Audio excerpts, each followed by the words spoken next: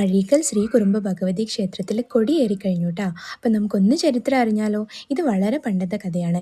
ഗതാഗത മാർഗങ്ങളൊന്നും ഇല്ലാതിരുന്ന സമയത്തെ കഥ. പരിമളം ദുർഗാക്ഷേത്രം രൂപീകരിക്കുന്ന സമയത്ത് അന്ന് അവിടെ ആവശ്യമുണ്ടായിരുന്ന മരത്തടികളൊക്കെ കൊണ്ടുവന്നിരുന്നത് കടൽ മാർഗമായിരുന്നു. പക്ഷെ അവർ എത്ര ശ്രമിച്ചിട്ടും ഈ വള്ളങ്ങളൊന്നും കരക്കടുപ്പിക്കാൻ സാധിച്ചില്ല. അങ്ങനെ അവർ അഴീക്കൽ ദേശവാസികളോട് സഹായം അഭ്യർത്ഥിച്ചു. അന്നിവിടെ ഉണ്ടായിരുന്ന അരയ സമുദായത്തിൽപ്പെട്ട, അതായത് മുക്കുവ വിഭാഗത്തിൽപ്പെട്ട 5 അതോ 3 തറവാടുകളിലെ കാരണവന്മാർ ചേർന്നിട്ട് ഈ വള്ളങ്ങളൊക്കെ കരക്കടുപ്പിക്കുകയും പിന്നീട് അത് ക്ഷേത്ര നിർമ്മാണം നടത്തുന്ന സ്ഥലത്തെത്തിക്കുകയും ക്ഷേത്ര നിർമ്മാണത്തിൽ പൂർണ്ണ പങ്കാളിത്തം വഹിക്കുകയും അങ്ങനെ അമ്പലത്തിൻ്റെ പണിയൊക്കെ പൂർത്തിയായി. അപ്പോൾ ഇവർക്കും ഒരു ആഗ്രഹം ഉണ്ടായി, തങ്ങൾക്കും ദേവിയുടെ ചൈതന്യത്തിൻ്റെ ഒരു ഭാഗമാകാനും ആരാധിക്കാനും സാധിച്ചെങ്കിലെന്ന്. അത് പരിമളം ദേശവാസികൾ സന്തോഷത്തോടെ സ്വീകരിക്കുകയും അവിടെ അമ്പലം ഉണ്ടാവാൻ കാരണമായ വാളും ഒരു തിരിയുമായി അവർ അഴീക്കൽ ദേശത്തേക്ക് പുറപ്പെട്ടു.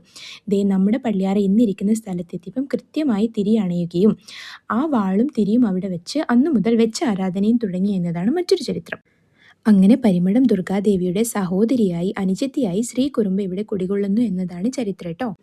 എല്ലാ വർഷവും മീനമാസം 10-ന് ശ്രീദുർഗാ ക്ഷേത്രത്തിലെ മേൽശാന്തിയുടെ കാർമ്മികത്വത്തിലാണ് ഇവിടെ കൊടിയേറ്റ ചടങ്ങുകൾ നടക്കുന്നത്. വൈകിട്ട് ദീപാരാധന, തുടർന്ന് ഈ ക്ഷേത്രം ഉണ്ടാവാൻ കാരണക്കാരായ ആ തറവാടുകളിലെ കാരണവന്മാരെ ആദരിക്കുന്നതോടുകൂടി നമ്മുടെ പൂരമഹോത്സവം തുടങ്ങുമായിട്ടോ. പൂരമഹോത്സവത്തിൻ്റെ 9 ദിവസങ്ങളിലും വൈകിട്ട് ചെണ്ടമേളത്തോടുകൂടി തുടങ്ങി ദീപാരാധനയും പിന്നീട് ദേവിയെ സന്തോഷിപ്പിക്കാനും പ്രീതിപ്പെടുത്താനുമായി നടത്തുന്ന ദേവീഗാനവും നൃത്തവും, അതായത് നമ്മുടെ പൂരക്കളിയും പിന്നീട് ദേവി ഉറങ്ങുന്നത് വരെ കോൽക്കളിയും ഉണ്ടാവും.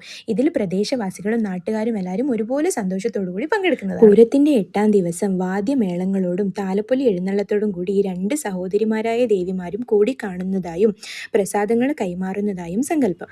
അർദ്ധരാത്രി നടക്കുന്ന ഈ എഴുന്നള്ളത്തിൽ ദുർഗാദേവിക്ക് തൻ്റെ അനിയത്തിയെ വിട്ടുപിരിയുന്ന വിഷമത്താൽ അനിയത്തിയെ ഉറക്കി കിടത്തി തിരിച്ച് വിഷമത്തോടെ വാദ്യമേളങ്ങളൊന്നുമില്ലാതെ പരിമള അമ്പലത്തിലേക്ക് പോകുന്നതായാണ് മറ്റൊരു ഐതിഹ്യം. അപ്പോഴത്തെ ഇഷ്ടവരപ്രധാനിയായ ഈ സഹോദരിമാരായ ദേവിമാരുടെ പൂരമഹോത്സവം ഓൾറെഡി തുടങ്ങിക്കഴിഞ്ഞു കേട്ടോ. നിങ്ങൾ ഈ പരിസര പ്രദേശത്ത് എവിടെയെങ്കിലും ആണെങ്കിൽ വന്നിട്ട് ഈ ചൈതന്യത്തിൻ്റെ ഒരു ഭാഗമാകാൻ ശ്രമിക്കാം. അതായത് വന്നിട്ടൊന്ന് പ്രാർത്ഥിച്ചിട്ട് പൊക്കോളൂ കേട്ടോ. അപ്പോൾ നെക്സ്റ്റ് വീഡിയോയിൽ കാണുന്നതായിരിക്കും. ബൈ.